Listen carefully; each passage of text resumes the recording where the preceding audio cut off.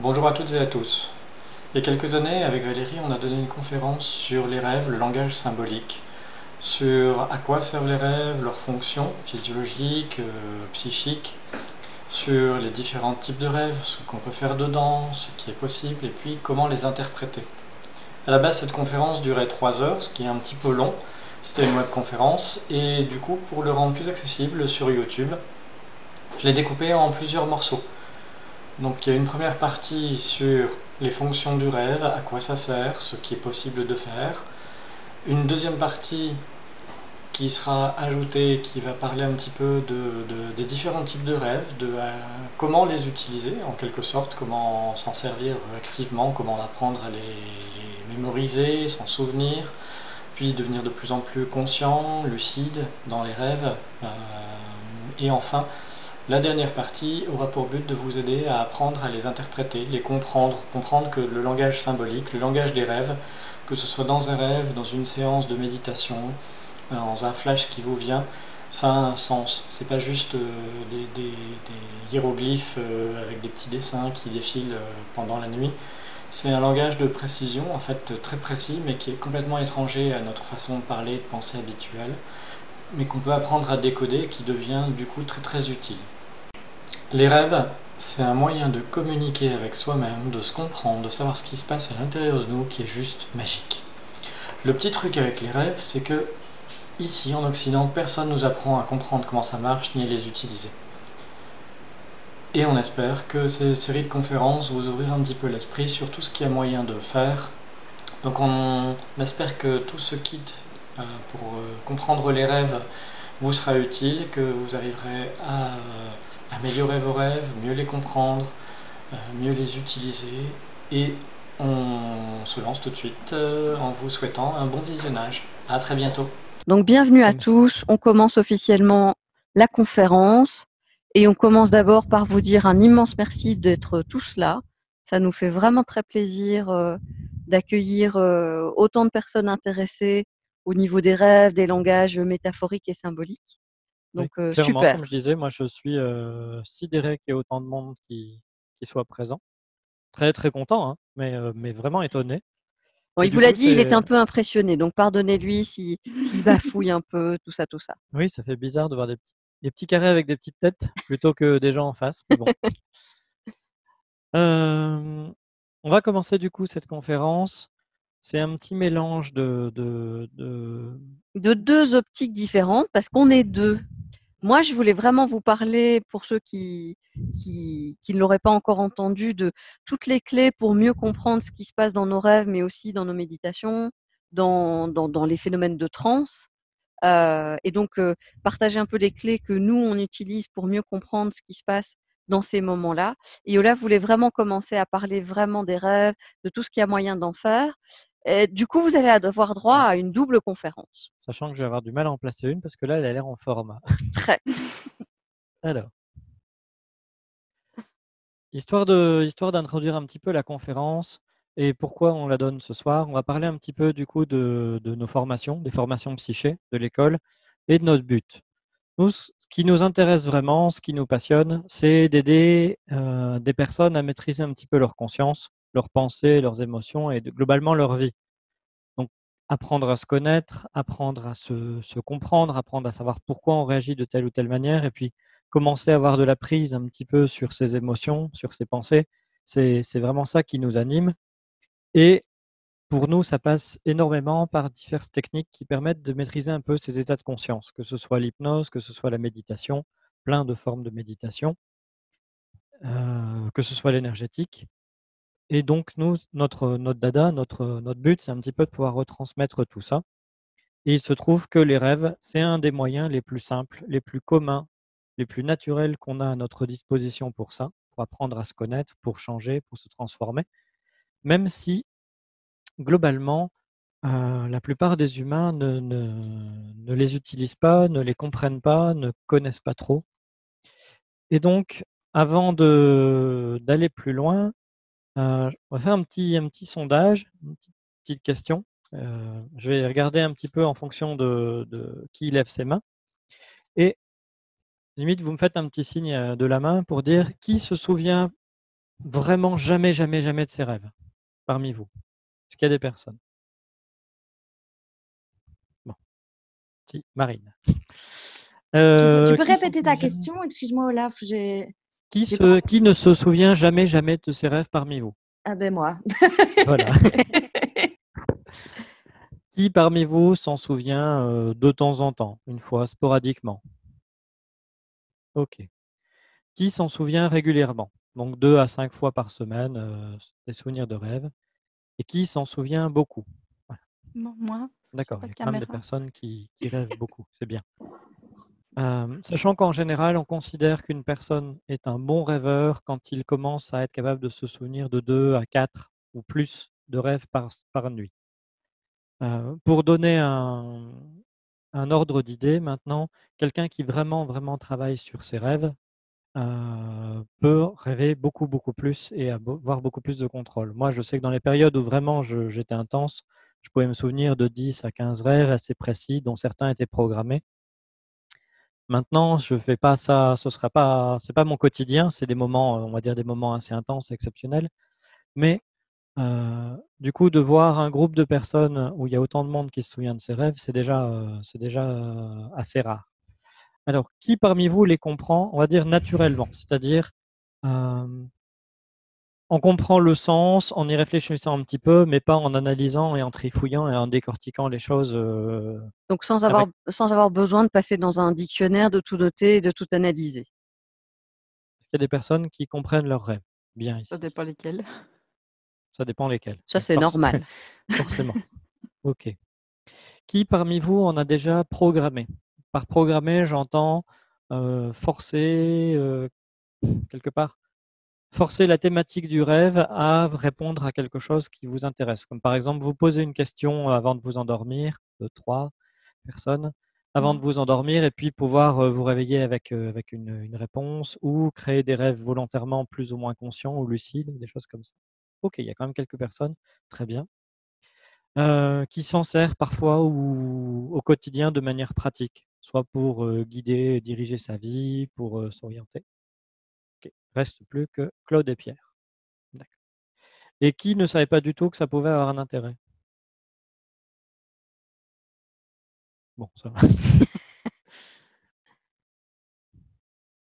Alors, pourquoi est-ce que je pose ces questions? Parce que, mine de rien, quand on discute de la thématique des rêves, il y a encore très très fréquemment des personnes qui voient ça un petit peu comme un dépotoir de l'inconscient, comme un fouillis ou comme quelque chose de ludique et d'amusant, mais pas forcément quelque chose d'aussi profond que ce que c'est. Donc, pour illustrer un petit peu cette explication, j'aime bien la petite phrase: les plus grands secrets sont cachés aux yeux de tous. On rêve tous les jours, on va dire globalement, hein, la plupart du temps. Mais on n'utilise quasiment jamais cette possibilité. La plupart des gens n'y font pas forcément attention.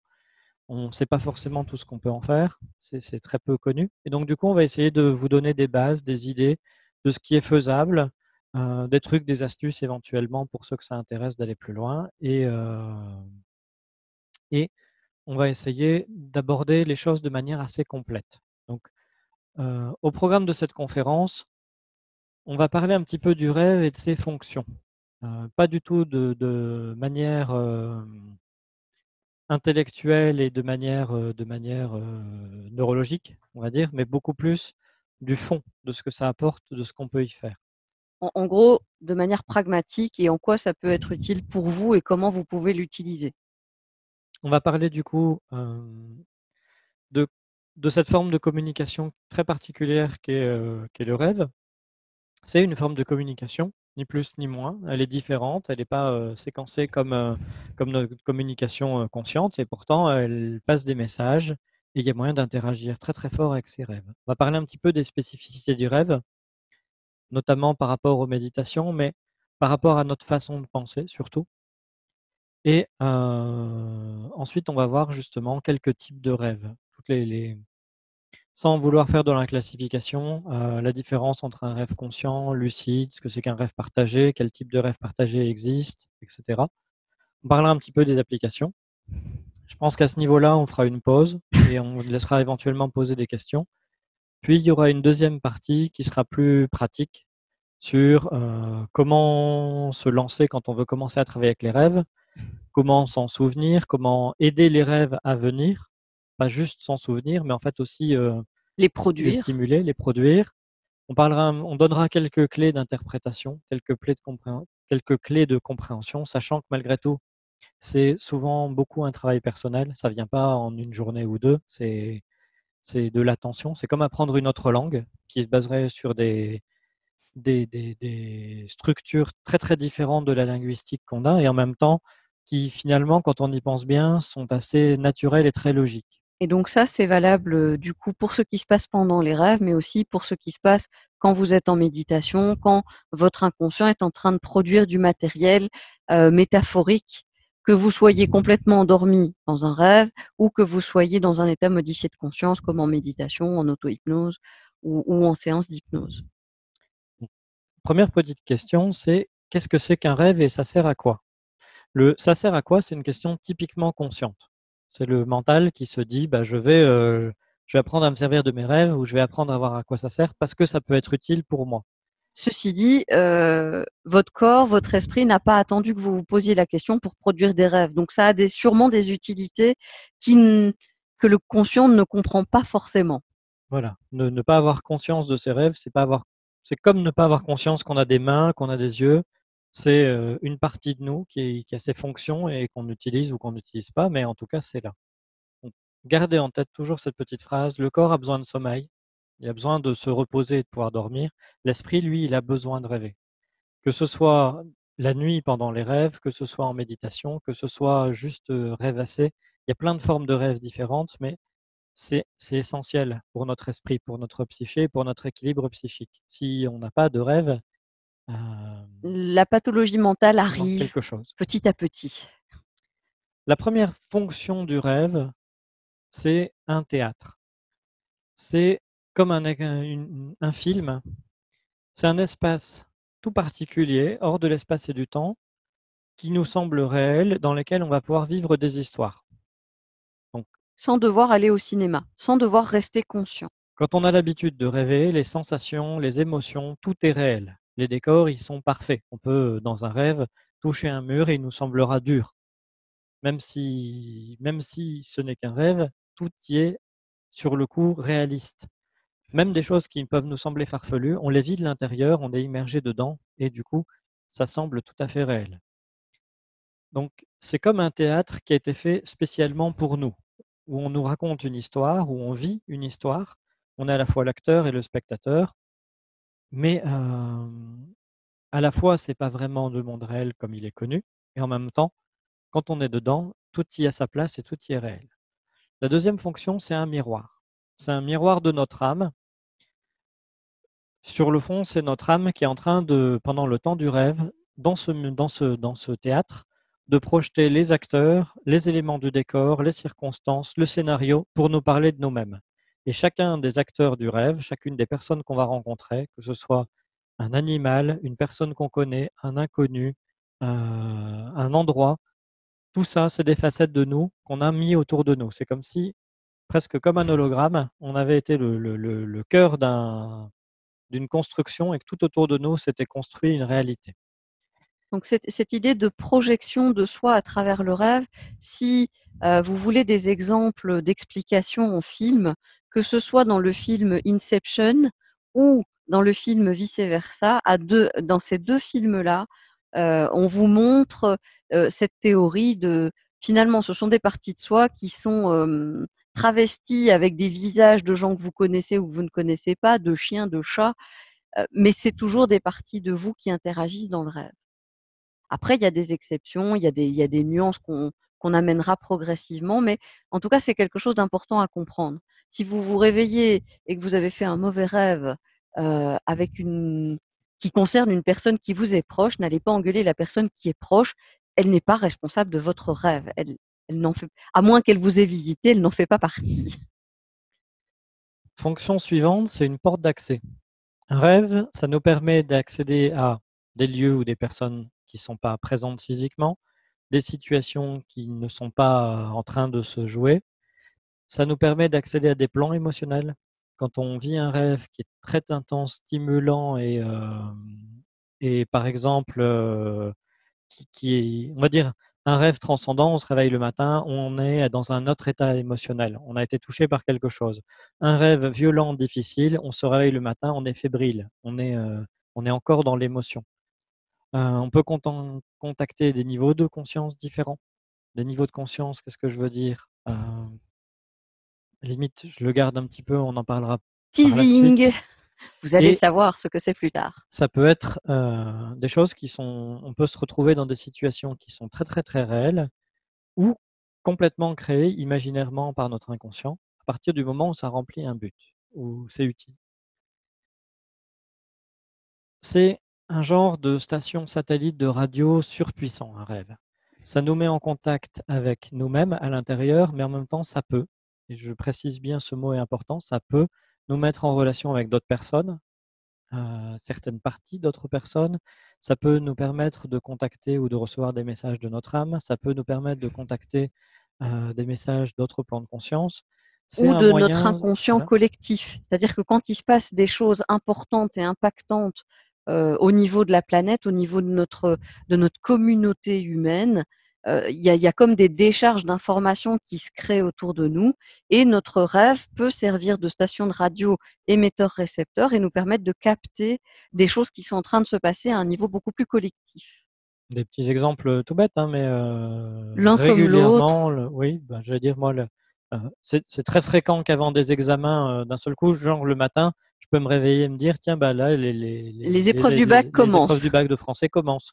Parce que j'ai rêvé que je devais retourner passer mon bac, ou que j'étais en train de préparer mes affaires, ou que je voyais plein d'autres personnes passer leur bac. Avant les tsunamis, euh, j'avais fait des rêves où d'un seul coup, je voyais des tonnes et des tonnes de maisons qui étaient noyées par l'eau et j'étais pas au courant qu'il y avait eu le tsunami. Donc je me réveille le matin en me disant il s'est passé quelque chose. Il s'est passé quelque chose, Mais quoi? un peu comme si j'avais senti des tas et des tas de personnes paniquer sans connaître la raison. Et puis en lisant les informations, on se rend compte qu'en fait, c'était pas du tout que des constructions de l'information comme ça de notre inconscient. On va dire, c'était pas juste un mauvais rêve. Et en fait, ce qu'on vous expliquera dans le cours de cette conférence, c'est qu'on n'est pas tous branchés au même notre station de radio n'est pas, ces fréquences préenregistrées chez nous ne sont pas les mêmes tous. Donc on va recevoir des informations de ceux qui nous touchent ou de ceux à quoi on est relié, de ceux à quoi on est sensible. Et j'aime bien cette image. Une des dernières fonctions du rêve, pour moi, c'est une salle d'entraînement. Une salle d'entraînement en réalité virtuelle. C'est un endroit hors de l'espace et du temps où on peut vivre des tas de choses sans risque.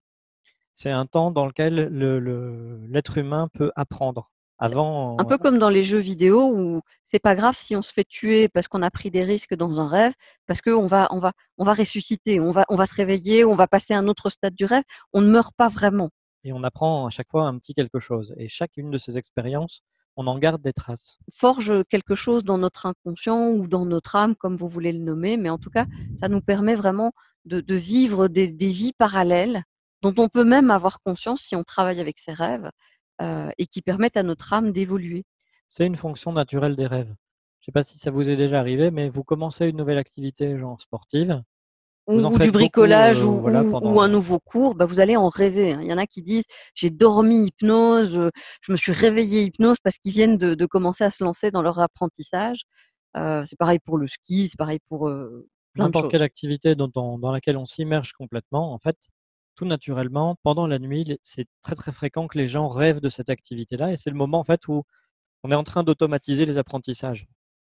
Et ça, on peut aussi le développer, le générer consciemment pour accélérer des apprentissages quand on sait le faire. Le tout, c'est un langage. Alors, si je regarde cette image-là, je peux me dire, en tant que bon occidental, bah, il est bizarre ce papier peint. C'est un peu archaïque ou primitif. Puis là, quelqu'un va me dire, bah non, ça c'est des hiéroglyphes, ça a un sens. Alors, je pourrais très bien l'analyser en me disant, je sais pas de quoi ça peut parler, ça parle peut-être d'oiseaux, que le De gars qui a, scarabée, voilà, il y a beaucoup de piafs, il y a des yeux aussi, peut-être que le mec, il parle de colombophilie. Non, non, mais c'est sûr, il aime les scarabées et il donne des scarabées à manger à ses oiseaux. Et en fait, compréhension du conscient qui essaye de disséquer un truc qu'il ne comprend pas. Alors peut-être qu'en fait, ce texte, c'est une tablette qui explique comment fonctionnait un rituel super important il y a 3500 ans, avec des gens qui étaient intelligents, qui avaient passé une vie à apprendre des choses, et qu'on relate en quelques tablettes. Et nous, à partir du moment où on ne comprend pas, on se dit bah, c'est des belles images et ça n'a pas forcément de sens.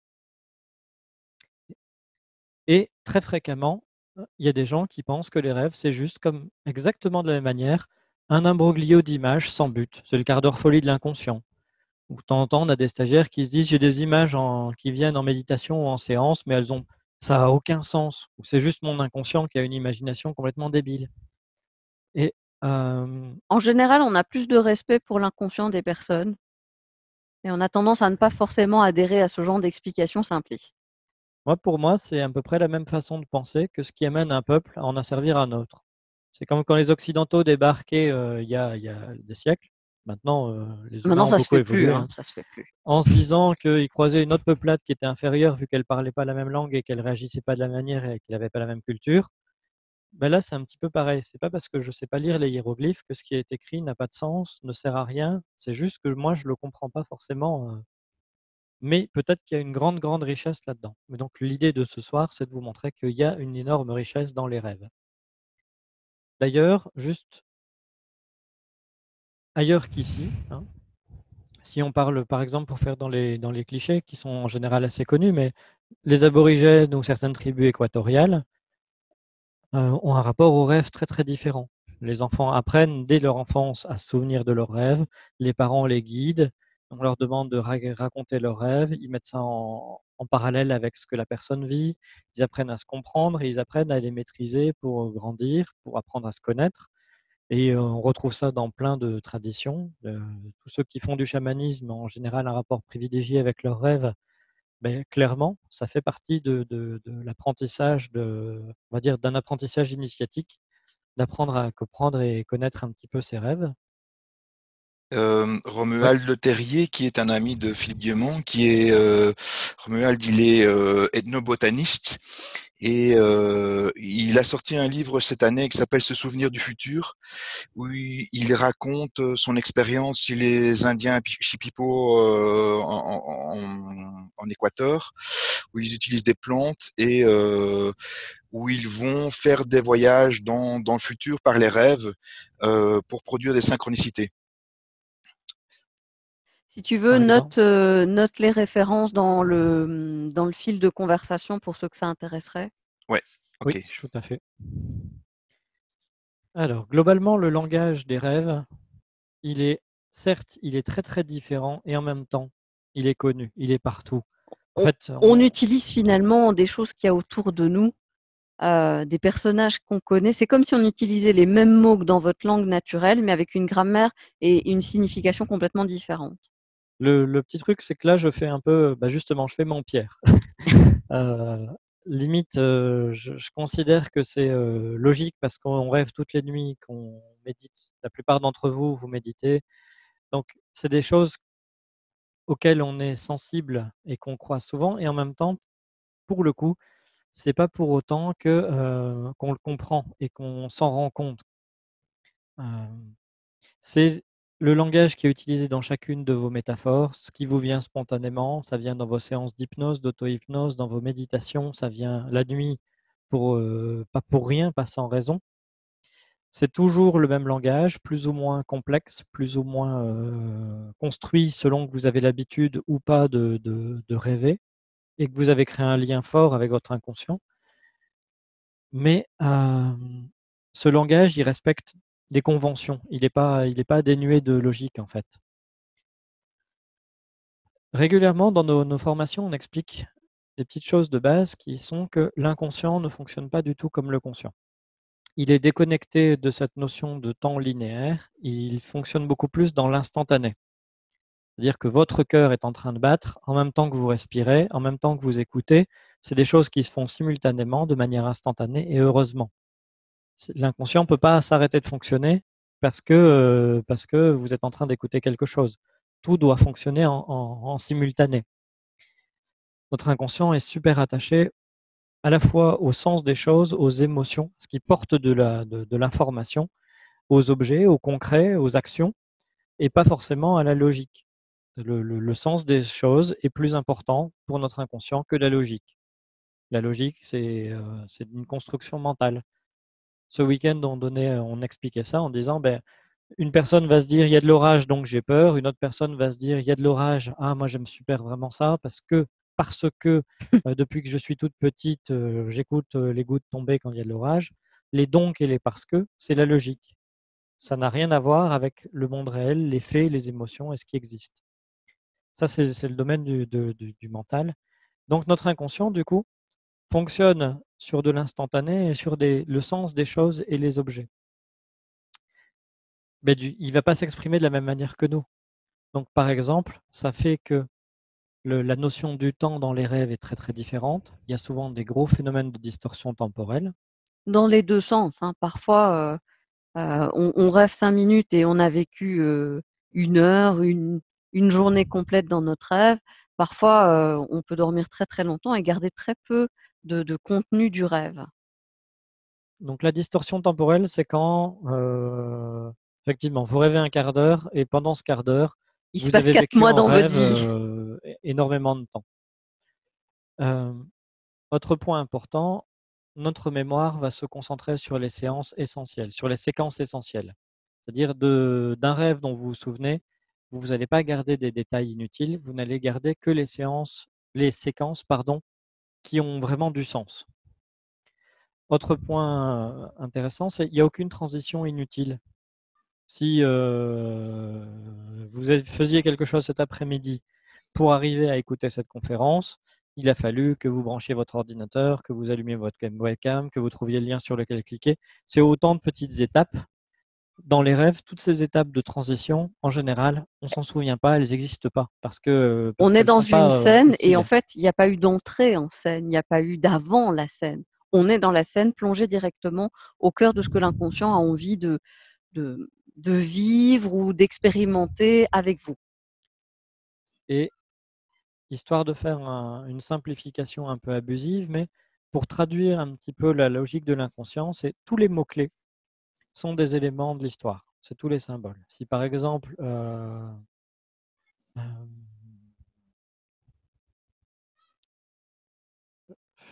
cherche un exemple simple, mais si par exemple dans mon rêve je vois un chat, qu'il est en train de se prélasser Au soleil. au soleil, pour notre phrase, pour nous, à la limite, le sujet, ça va être le chat, le verbe, ça va être se prélasser, et l'adjectif, ça va être agréablement au soleil. Mais dans le rêve, chacun des éléments va passer son message. Chaque mot-clé, c'est un élément chaque sujet, c'est un élément de l'histoire. À chaque fois que vous avez un verbe, c'est une action. Si par exemple, on me montre que je suis en train de gérer ma vie d'une manière ou d'une autre et de me déplacer, de me mettre en mouvement, dans mon rêve, j'aurai une action du genre conduire un véhicule, me conduire un déplacer. véhicule ou me déplacer, des choses comme ça. Et du coup, ça permet en une seule scène très courte d'embriquer plusieurs symboles les uns avec les autres dans une action, et ça nous donne un énorme message en très très peu de temps avec beaucoup beaucoup de détails. Tellement de détails qu'en général, pour le conscient, c'est du fouillis. Et voilà, on ne peut pas comprendre, voire ça paraît tellement bizarre qu'on va se retrouver avec des gens qui vont décrire des rêves en disant je ne comprends pas, j'étais en train de faire du vélo sur le toit de ma maison avec le vélo de ma grand-mère quand d'un seul coup il y a un volcan qui a écrasé l'arbre qui était à côté de chez moi. Comme c'est plein d'éléments mélangés, le conscient a du mal à y voir du sens et se dit ça n'en a pas. Alors qu'en fait, si on décode tous les éléments les uns après les autres, ça en a. Autre petit point intéressant ou important, c'est dans un rêve, on est complètement immergé. Donc c'est totalement dans réel. Un rêve habituel, on est totalement dans un rêve le rêve bon classique, rêveur. Voilà, du rêveur de base. Du bon rêveur, celui qui quand il rêve, le vit. En général, c'est très très réel et très réaliste. On vit des scènes avec tous nos sens, On entend, on voit, on touche, on respire. Tout est coloré. intense, tout est coloré pour la plupart des gens. Et du coup, c'est très difficile de se dire sur le coup qu'on est en train de rêver. Enfin, de l'expérience, ça devient faisable, hein, mais tant qu'on est dedans, ça semble réel. Et le simple fait, en général, de réaliser qu'on est en train de rêver, ça provoque le réveil. Donc, autre petite spécificité des rêves, c'est une pièce de théâtre, comme on disait tout à l'heure, qui à la fois est en train de s'écrire, d'être jouée et d'être vécue en même temps. Votre esprit est en train d'imaginer une façon de vous passer un message, et au fur et à mesure qu'il l'imagine et qu'il donne ce message, vous êtes en train de le vivre et de le recevoir, le message. Et en fonction de comment vous le recevez, votre esprit va de nouveau adapter un petit peu. Plus on va devenir lucide et acteur dans ses rêves, plus l'esprit est capable même de s'y adapter. Donc, si la conscience revient un petit peu et qu'on ajoute un élément, par exemple, on se réveille un petit peu, on pense à son rêve et on se dit « Ah bah tiens, j'aimerais bien que ça aille dans cette direction-là », il est tout à fait possible qu'on ait assez d'impact pour modifier le cours du rêve, ou alors, à l'inverse, on retourne à notre script original, presque parce que la conscience n'était pas assez avisée, que c'est pas juste à ce moment-là de reprendre la main, etc. Mais en tout cas, c'est presque rétroactif. L'esprit agit, l'inconscient agit, le mental le vit, il peut éventuellement y mettre sa main, ça va recréer une histoire, etc. Et donc, une des petites compréhensions que vous pouvez peut-être déjà vous faire à ce niveau-ci, c'est de vous dire que c'est pas souvent la conscience ne comprend rien, voire n'écoute pas le rêve, mais c'est pas pour autant que l'inconscient travaille complètement seul, sans se soucier de ce que la conscience vit. C'est un petit peu comme quelqu'un qui essayerait de venir vous dire quelque chose, mais vous le comprenez pas ou vous le voyez pas, mais ça n'empêche qu'il essaye quand même. Il vit des choses pour lui, mais s'il pouvait vous les partager, il serait content peut-être de le faire. Il y a ce phénomène de compréhension et de partage. Alors, on va vous mettre un extrait du film Inception qui illustre assez bien ça, qui met des images et des mots dessus. Bon, c'est un film, hein, Tout mais n'est pas, voilà. Mais pas ça, pertinent. ça a l'avantage de mettre des images sur des concepts. Si vous n'avez jamais vu ce film et que vous vous intéressez aux rêves, il est sur Netflix, ou que vous l'aviez vu comme une fiction, vous pouvez le re-regarder. C'est un cours de rêve lucide partagé à plusieurs, avec toute une histoire derrière. Bien sûr, c'est romancé et un petit peu compliqué, mais bon. Est-ce que vous avez le son?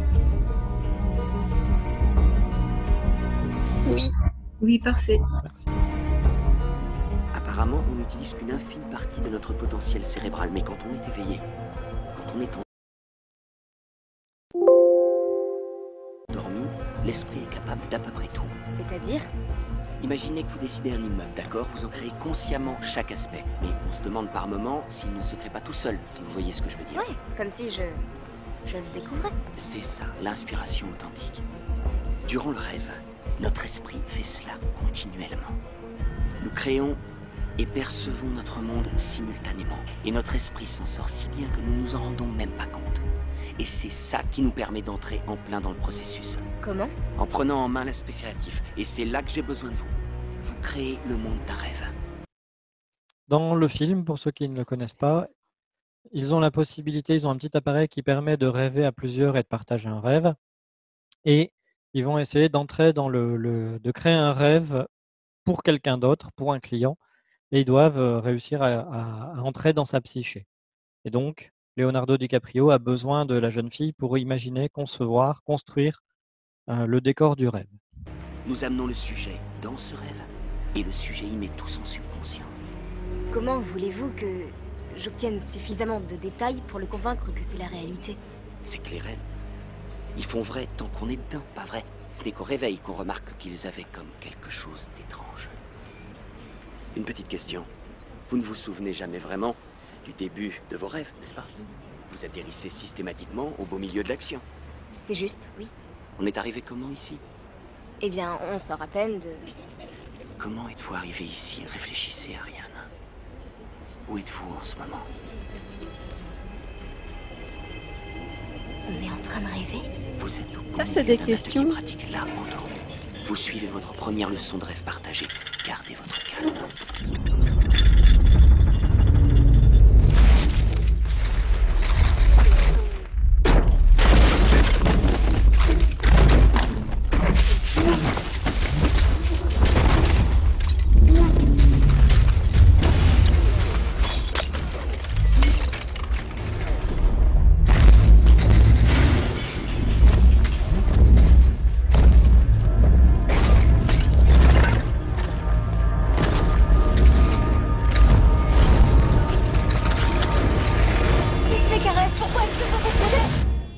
Jamais un simple rêve, pas vrai? Et un visage criblé de verre fait un mal de chien quand on est dedans. Ça fait vrai. C'est pour ça que l'armée a mis au point le partage. Voilà. Donc, ce petit passage-là illustre pas mal de choses qu'on venait d'essayer de dire. C'est ce côté rétroactif. Le rêve évolue tout le temps. On le crée, on l'imagine. Le simple fait de l'imaginer lui donne sa réalité physique. Ce que je voulais dire, c'est aussi, là, vous avez 2 ou 3 questions qui peuvent vous aider à redevenir lucide dans les rêves. D'ailleurs, elle redevient lucide du fait qu'en fait, elle n'est pas assise sur une terrasse à Paris, qu'elle est en train de rêver. Donc, où est-ce que je suis maintenant? Où est le corps du rêveur? Qu'est-ce qui fait que comment je suis arrivée dans ce rêve? Souvent, c'est déjà des premières questions. Quand vous commencez à reprendre conscience que vous êtes dans un rêve, une des premières choses, c'est la conscience qu'il y a quelque chose de trop étrange pour que ce soit vraiment réel. Ça, c'est le début de la reprise de conscience du rêve. Et puis, ça va jusqu'à, ah oui, en fait, là, je suis en train de rêver. Donc, mon corps est quelque part.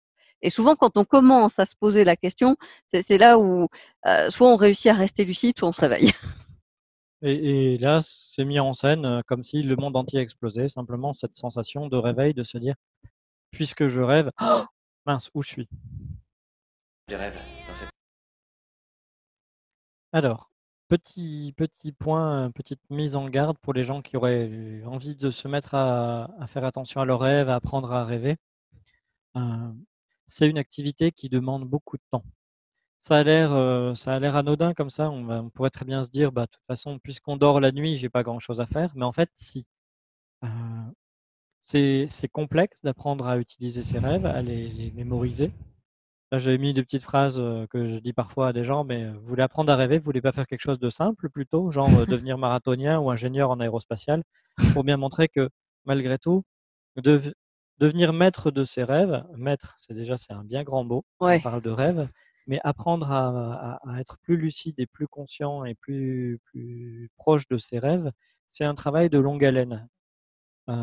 Déjà, vous avez le droit à un temps où vous allez dormir par jour, donc c'est chaque jour un petit pas. Sachant que c'est très, très influencé par vos états émotionnels, il y a peut-être des périodes pendant lesquelles vous n'aurez pas le temps de dormir, où vous serez plus fatigué, des choses comme ça.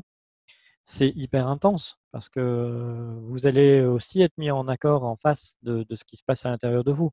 Donc quand on le fait sincèrement, c'est un travail de maîtrise spirituelle qui est complexe, qui est très, très important, qui est essentiel, soyons clairs. Et c'est aussi pour ça qu'il est présent dans beaucoup de traditions initiatiques. À un moment donné, on va devoir devenir plus conscient, et devenir plus conscient, ça veut dire aussi comprendre, agir, devenir un peu plus conscient de ce qui se passe dans notre monde onirique. Et donc ça demande de la constance, de la volonté, de l'attention. Et c'est pas juste pouvoir une excuse pour dormir plus. Même si... Excuse-moi, je vais faire mon Olaf, mais onirique, ça veut dire quoi? Vas-y, réponds. Du coup, effectivement, j'ai fait ma pierre, j'ai utilisé des mots compliqués. Onirique, c'est le monde des rêves. Alors, tant que j'ai la parole, je vais redire tout haut les questions qu'il y a eu. C'est est-ce qu'on va expliquer la notion de rêve partagé? Donc oui, on va en parler. Anne qui dit personnellement, je note mes rêves. Ce qui m'intéresse, c'est d'apprendre à les comprendre. Oui, on va en parler. D'ailleurs, c'est un peu le double volet de la conférence. Olaf voulait parler de comment créer des rêves, c'est quoi des rêves, ça sert à quoi des rêves. Et moi, je voulais parler de comment on fait pour mieux comprendre ce qui se passe quand l'inconscient nous propose quelque chose, soit à travers un rêve, soit à travers des images métaphoriques en transe.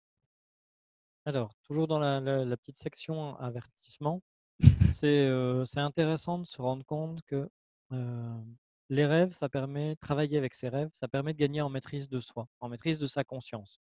Ça permet d'apprendre à mieux se comprendre, mieux se connaître. Et d'une certaine manière, ça permet de se structurer aussi, d'apprendre à repérer ce qui est réel, de revenir régulièrement à soi, d'être attentif à soi, de comprendre nos émotions, leurs implications. Mais en même temps, c'est parfois Très aussi voilà, déstructurant. déstructurant, notamment pour une personne qui a déjà tendance à fuir la réalité ou à avoir des problèmes de déstructuration. Et Euh, à partir du moment où on se dit que finalement on vit des choses hyper intenses et hyper réalistes dans ses rêves, une partie de la question, c'est de se demander si tout ceci que nous vivons là en ce moment où on pense être réveillé, si ce ne serait pas un énorme rêve partagé finalement. Le petit truc, c'est quand on commence à se mettre à penser comme ça, c'est très important en fait cette démarche-là quand on va faire des rêves lucides, ce qu'on appelle le questionnement de la réalité. Qu'est-ce qui vous fait dire que là, vous n'êtes pas en train de rêver? Un rêve super précis, partagé à plusieurs, on est tous interconnectés. Qu'est-ce qui vous fait dire que là, vous n'êtes pas en train de rêver? Là, vous pouvez jouer sur ce qu'on vient d'expliquer. Vous pouvez chercher les transitions, comment vous en êtes arrivé là. Vous pouvez essayer de chercher des éléments connus. Le petit truc, c'est quand on commence à vraiment travailler fort sur ses rêves, il y a un moment donné où on peut se poser la même question dans la réalité, parfois douter beaucoup de ce qui est juste, de ce qui n'est pas, dans quel niveau de conscience on est. Et parfois, c'est un peu déstabilisant. Je relaye la question de Ralph qui dit: un des buts des rêves n'est-il pas de laisser l'inconscient s'exprimer? Si on laisse la conscience intervenir, est-ce que c'est pas un peu saper les bienfaits du rêve? C'est deux choses différentes. Il y a les moments où l'inconscient se lâche et balance tout ce qu'il a envie de balancer, et finalement, il les balance quand même à la conscience puisqu'on a conscience d'une partie du rêve. Donc, c'est pas parce que on prend conscience de son rêve qu'on va d'office intervenir et en faire du rêve lucide. Et d'ailleurs, D'ailleurs, on va mettre des avertissements sur la voilà, partie et rêve le rêve lucide. lucide, ça ne peut pas être tout. Enfin, ça c'est mon avis à moi, mais ça ne devrait pas être tous les jours et tout le temps. Ça demande un travail spécifique, une énergie spécifique. Et quand on a besoin de se reposer, de se détendre et de récupérer, c'est bien aussi de foutre la paix à l'inconscient et à son intelligence naturelle. On va en parler de tout ça, clairement. Mais effectivement, l'idée, en fait, c'est de réunir conscient et inconscient, et pas que le conscient veuille reprendre la main sur quelque chose qui lui échappe. C'est de créer une adéquation entre les deux. Et c'est juste qu'ici, on fait une conférence sur tout ce qu'il y a moyen de faire avec les rêves. Donc, on va parler effectivement de plein de choses. Alors, Oui, je voulais amener ça qui me semblait très important parce que c'est une question qui me revient pas mal en séance. C'est ça. C'est Valérie étant psychiatre, régulièrement, il y a des gens qui qui lui viennent en me racontent. disant mon Dieu, j'ai des cauchemars, donnez-moi un médicament, je ne veux plus rêver. Et donc, à partir du moment où on parle de rêve, c'est vrai qu'on peut parler des cauchemars. Et moi, je voudrais vraiment mettre la lumière sur le fait que c'est pas négatif un cauchemar. Et d'ailleurs, souvent, quand je demande aux personnes de m'expliquer ce qu'ils considèrent comme être des cauchemars, je suis parfois bien étonnée. J'ai parfois des personnes qui me disent c'est horrible, vous vous rendez pas compte, je rêve de ma femme et on est bien ensemble. Et je les regarde et je dis mais c'est quoi le cauchemar? Elle m'a quitté, alors on n'est plus ensemble, donc c'est dommage, donc je souffre, donc c'est un cauchemar. Alors déjà, un cauchemar, c'est que normalement, je vois Claude qui se marre, ça sent le vécu. On va leur en raconter quelques-uns de cauchemars. C'est ça, des cauchemars, on stresse, on se fait tuer, on se fait empoisonner, il se passe des trucs horribles, mais pas des trucs bien. Donc déjà un cauchemar, c'est pas grave. Souvent, quand nous, on les interprète, on se rend compte que c'est quelque chose qui est vraiment une résolution de l'inconscient d'un problème qu'il avait ou d'une tension. Donc c'est pas finalement, le cauchemar, c'est un rêve comme un autre. Voilà. Et Ce sont des messages puissants. Ça ne veut pas dire qu'il faut en avoir peur. Au contraire, ça veut dire qu'il faut y faire attention. voilà. Donc, Mais ne vous inquiétez pas si vous avez des cauchemars, c'est pas grave.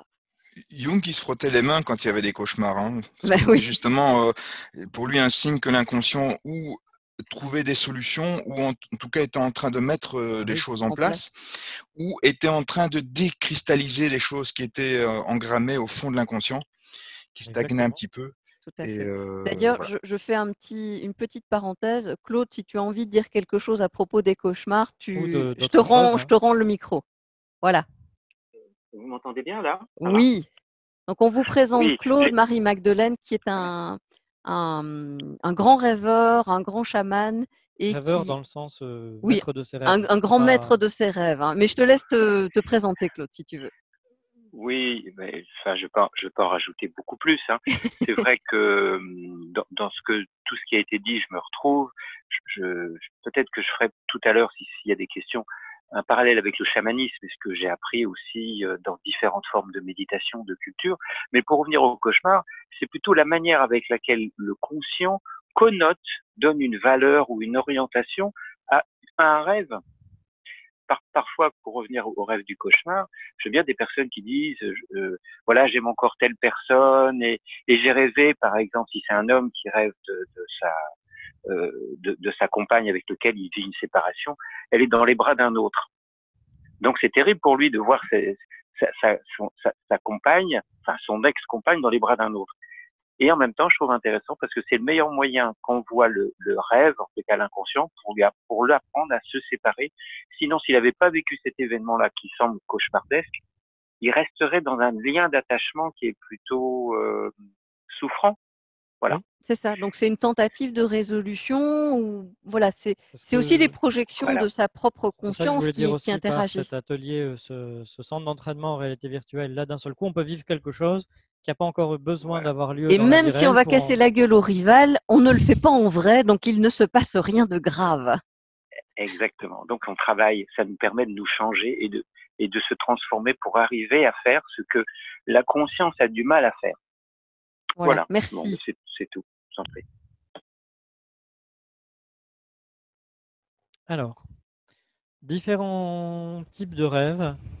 On va décrire un petit peu ce qui existe, sachant que on parle de l'inconscient. Donc l'inconscient, Il aime pas les petites cases, hein. Ça, c'est le mental qui aime les cases. Donc, on peut glisser d'une catégorie à une autre, être à moitié dessus, à donc quart c'est pas des dessus. classes de rêves distinctes qui sont mises dans une petite case, mais plutôt des éléments qui peuvent être mélangés, Un peu comme des cumulés, éléments d'un variés. parfum, des notes de parfum. On peut en avoir plusieurs.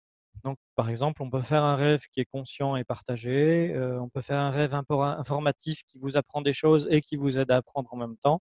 En général, les rêves ont plusieurs rôles et plusieurs fonctions simultanées. Ce qui correspond bien à comment fonctionne la nature inconsciente de notre âme et de notre esprit.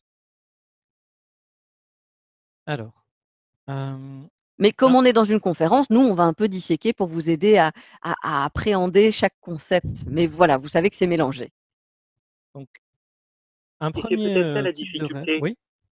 Je me permets d'insister, c'est peut-être ça la difficulté, c'est comment concevoir au-delà du petit moi ce qui est quelque chose difficilement compréhensible. Je crois que tant qu'on n'a pas compris ça, c'est difficile parce que on est centré sur le moi et on essaie de comprendre, comme tout à l'heure, il y avait ton langage sur les tablettes, là. Le moi, il est entravé. C'est vraiment c'est quelque chose de tout petit. Et dès qu'on a traversé ça et qu'on comprend mieux en explorant, non pas par l'intellect évidemment, en explorant ces autres réalités, alors on s'enrichit et on arrive mieux à appréhender quelque chose qui est vaste. Hein, c'est vraiment l'expérience qui permet de se transformer à ce moment-là. En gros, il faut passer ces expériences d'autres réalités. Pour reprendre un petit peu la conférence de Pierre, qui parlait des symboles, c'est cette même logique de se dire le symbole, il ne doit pas être réfléchi, il ne doit pas être intellectualisé. Ou disséqué. Il doit être vécu dans le corps, dans l'âme, et après là on le comprend. Et là on peut mettre des mots dessus, on peut l'enrichir, on peut en discuter avec quelqu'un d'autre, mais il faut qu'à un moment donné ça passe par une expérience. On fait la même chose, Claude, on essaie d'activer en même temps. Voilà, exactement. Alors, un premier type de rêve tout simple, classique, et extrêmement important en soi, c'est, moi j'ai appelé ça simplement le rangement de notre psyché. C'est-à-dire tout au long de la journée, on vit des choses qui nous touchent, qui nous impactent plus ou moins, qui nous laissent des questions en attente, ou des choses comme ça. Et pendant le temps des rêves, notre inconscient va reprendre un petit peu tout ça, va le ranger, va mettre de l'ordre et va nous permettre en général d'y voir un peu plus clair. Ça a aussi un petit peu la fonction de ranger dans la mémoire et de créer ce petit phénomène d'amnésie qui fait que le lendemain matin, après on passe une journée compliquée, on s'endort, on se réveille le matin Il y a déjà et beaucoup de choses qui ont sédimenté. voilà, D'ailleurs, c'est connu en neurologie, c'est au on moment oublie du en fait. sommeil que des connexions se créent dans notre cerveau entre les zones qui ont vécu les choses au niveau émotionnel et puis les zones de la mémoire. Enfin, ce qu'on en comprend pour l'instant, hein. Ce qu'on sait aujourd'hui sera sûrement complètement faux demain, mais c'est vraiment à ce moment-là que se créent les interconnexions qui nous permettront d'aller rechercher les informations, soit en étant très émotionné, soit en prenant beaucoup de recul, justement. Et puis il y a un petit phénomène d'oubli qui se produit à ce moment-là, comme si les choses qui avaient été rangées, elles peuvent être momentanément oubliées, ce qui évite de rester, si on vit une émotion très très forte un jour, Ça permet de se on- réveiller le lendemain avec déjà une partie de la charge qui est descendue. Moi, je dis souvent, mais bon, j'ai des processus inconscients qui se produisent. C'est si je veux me mettre en colère sur quelqu'un, il faut que je le fasse le jour même, parce que si je dors dessus, je vais me réveiller et je sais très bien que mon esprit aura trouvé d'autres façons de voir les choses et que donc, si, parfois tu tiens 2-3 jours quand oui, même. parfois j'arrive à tenir 2, 3 jours. Donc, dans ces rêves-là, quand on les observe et quand on les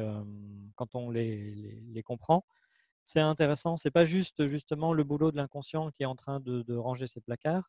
C'est intéressant aussi parce que ça nous montre ce qui nous a vraiment touché. Parfois, il y a des choses qu'on vit et on ne se rend pas compte qu'elles nous impactent fort. Dans les rêves, ça apparaît.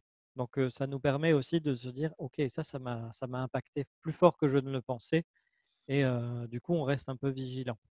C'est Et quelque c'est chose, oui, c'est quelque chose qui apparaît régulièrement dans les récapitulations, où quand il y a ce nettoyage, il y a des personnes qui voient revenir des souvenirs et ils me disent régulièrement ah mais ça j'y pensais plus, ça j'avais complètement oublié. Et en fait je me rends compte que c'était vraiment la clé de voûte de tout ce qui a suivi après. Et voilà. je réponds à la question en même temps d'Adeline. IRL, in real life, C'est Anne, dans c'est la pas vie, Adeline, pardon, c'est Anne, dans la vie réelle. dans la vie réelle. Euh, C'est du langage de geek, les amis. Non, de personnes de 2020. Donc oui, effectivement, la récapitulation. On va y venir un petit peu après au lien entre les séances et L'hypnose. ce qui déclenche quel type de rêve. Mais globalement, en gros, c'est une grosse partie de la quantité de rêves qu'on fait va être là-dessus. Des personnes qu'on empêche de rêver, qui sont privées de cette fonction-là, au bout d'un moment, ils commencent à halluciner ou à avoir des problèmes psychologiques. Des personnes qu'on prive de sommeil paradoxal. Donc cette partie-là, ce petit temps-là, ce rêve tout simple, en fait, il est super important. Il contribue énormément à notre équilibre psychique. Il y a alors je sais pas, je l'ai jamais vérifié moi sur moi, mais il y a des personnes qui ont étudié un petit peu la façon dont le cerveau gérait ses rêves et qui disent que ce type de rêve-là, on l'a plutôt en début de nuit. On va dire comme si la première chose à faire, c'était de faire du rangement avant d'envisager autre chose. Bon, je Du donne coup, l'information au voilà. cas où ça peut intéresser. Un deuxième type de rêve, c'est des rêves d'apprentissage et d'intégration. Donc là, c'est vraiment les moments où le cerveau, l'esprit est en train d'apprendre quelque chose ou de tirer des conclusions ou de comprendre quelque chose en profondeur. C'est ce qu'on disait tout à l'heure, c'est très fréquent quand on a appris une nouvelle activité. Clairement, les copains qui viennent au ski avec nous et qui travaillent en hypnose pour accélérer leurs apprentissages, Ils rêvent les premières nuits, ils rêvent de ski. Ils skient C'est toute la sûr. nuit, ils reskient encore, ils font des pistes.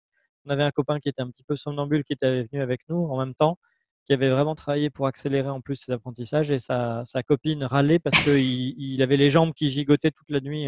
Il skiait, il refaisait ses pistes en rêve pendant toute la nuit. Et quand on est somnambule, évidemment, pour ceux qui ne connaissent peut-être pas, c'est le corps, lui, vit les choses comme s'il était réveillé. Donc pour elle, c'était un peu compliqué. Mais enfin, bon, c'était son compagnon depuis des années, elle savait le gérer. Voilà. Maintenant, ça peut donc pour les questions, la question de rage de tout à l'heure, par exemple, de temps en temps, il y a des moments où l'inconscient a besoin de faire ces choses à lui et nous, on peut observer et apprendre et ça renforce le lien entre nous. Puis il y a des moments où, à la limite, nous, on peut très bien, comme on irait voir un copain, on peut très bien, la plupart du temps, écouter notre copain, mais de temps en temps, lui demander un service et lui demander, tiens, tu pourrais m'aider à apprendre ça plus vite puisque c'est ta fonction. auquel cas on peut quelque part inciter l'inconscient à travailler plus et à forcer un petit peu cette mécanique d'apprentissage. D'ailleurs, je ne sais pas vous, mais nous, ça nous est arrivé, et on a des copains à qui c'est arrivé aussi, dans le phénomène d'apprentissage d'une langue étrangère, de rêver qu'on parle la langue étrangère. Alors, c'est très marrant parce que quand on a très très peu de base et qu'on rêve quand même, on baragouine, on a l'impression que c'est très très clair, mais je pense que si En on fait, était un on peu… est très clair. C'est Oui, ça le truc, c'est que notre inconscient n'a plus de filtre et il utilise tout le vocabulaire qu'on a à disposition pour parler sans aucun blocage. Et c'est là qu'on se rend compte qu'en fait, on on sait en déjà sait faire quelque plus. chose beaucoup mieux à l'intérieur que ce que le conscient arrive à faire. C'est assez bluffant, ça. Mais pareillement, dans les rêves d'intégration, je dirais le cas que Claude énonçait tout à l'heure, c'est pour moi déjà un début de rêve d'intégration. Si on reste toujours sur cet exemple, le gars qui voit sa femme, son ex-femme dans les bras de quelqu'un d'autre, ben, son inconscient est déjà en train de lui montrer que ça y est, il y a une partie de lui qui a intégré le fait qu'ils sont plus ensemble ou que ça va se produire et qu'il faudra savoir le gérer. Donc, même si ça fait pas plaisir, ce genre de rêve, en même temps, ça montre qu'il y a déjà on n'est plus en train de bloquer et se dire que la situation est toujours la même. Il y a quelque chose qui a changé et on est en train, dans le rêve, déjà d'apprendre à gérer ça. Autre fonction du rêve, ce qui se produit naturellement chez beaucoup de personnes, c'est ce que j'appelle une réponse à une question de l'âme. Ce qui a d'ailleurs donné une maxime bien connue, la nuit porte conseil. Donc, on s'endort avec quelque chose qui nous travaille, une question à laquelle on voudrait vraiment une réponse. Consciemment ou pas, on s'endort avec une préoccupation qui nous occupe. Et le lendemain matin, on se réveille avec une bribe d'idées, de réponses. Je vois que ça parle à certains. Si parfois, on peut volontairement chercher des solutions. Et donc, ça typiquement, ça a dû déjà arriver à certains d'entre vous. Vous vous couchez avec quelque chose qui fonctionne pas, qui vous pose problème. Ça peut être quelque chose de relationnel, un problème au travail ou quelque chose de très concret, genre vous avez testé, une machine ne fonctionne pas, il y a un bricolage où ça ne va pas comme vous voulez. Moi, c'était un truc quand j'étais directeur de prod et directeur technique en informatique. Régulièrement, je rentrais du travail en ayant testé tout ce que je pouvais et ça ne fonctionnait pas. Je voyais plus de solution. Je me disais, mais c'est pas possible. Comment est-ce qu'on va faire? Le lendemain matin, j'arrive au travail en me disant, je vais tenter d'autres trucs et ça va marcher. Et puis, je teste un truc que j'avais pas envisagé la veille et pouf, ça marche du premier coup. Simplement, quelque part, pendant ce temps-là, notre inconscient nous sort de notre cadre habituel et nous permet de réfléchir autrement. Solutions. Et donc, parfois, en plus, il en informe le conscient. Parfois, on a même des idées. Mais c'est pas forcément obligatoire. C'est ça. Parfois aussi, c'est juste dans l'inconscient, comme la mémoire du corps qui se fait et qui permet de… Voilà, on sait le faire. La veille, on savait pas le faire. On se remet dessus, on sait le faire. Un bon exemple de ce genre de rêve me vient du livre de Kaya et Christian Müller, Analyse des rêves, des signes et des symboles. Je vais le noter pour ceux que ça intéresse. Et l'auteur explique donc une personne qui a suivi un de leurs ateliers, qui donne un de ses rêves. C'est une enseignante et elle a des problèmes à gérer ses enfants. Donc c'est une enseignante pour des enfants d'une dizaine d'années, un truc comme ça. Et elle se couche le soir en programmant ses rêves en demandant une réponse. Et le lendemain matin, elle se réveille avec une image d'un carré qui se rétrécit de plus en plus et qui enserre ce qui est à l'intérieur. Et donc, quelque part, elle a une réponse là en fait. Sur le fond, elle ne la comprend pas tout de suite. Puis elle arrive et le temps qu'elle arrive à son école, elle a compris. Donc elle rassemble ses élèves et elle leur explique, ben voilà. Elle dessine un carré au tableau et leur dit, ben voilà, c'est ce carré, c'est un petit peu mon autorité. C'est la limite de ce que je peux vous laisser faire. Plus vous êtes turbulent, plus vous désobéissez, plus je vais être obligé de serrer le carré. Et donc, moins vous allez avoir de place à l'intérieur. Et au contraire, à chaque fois que vous êtes attentif, que vous écoutez et que vous faites bien attention, ben moi, je peux agrandir le carré, vous aurez de plus en plus d'espace. Et elle leur explique tout ça simplement. Et à partir de ce moment-là, donc dans cet exemple-là, les élèves comprennent et ça se passe très bien. Je ne garantis pas que ça se passe systématiquement pour ceux qui veulent essayer la même méthode, mais en tout cas pour elle, c'était assez clair et surtout la façon de l'expliquer lui a permis de toucher les personnes qui étaient là.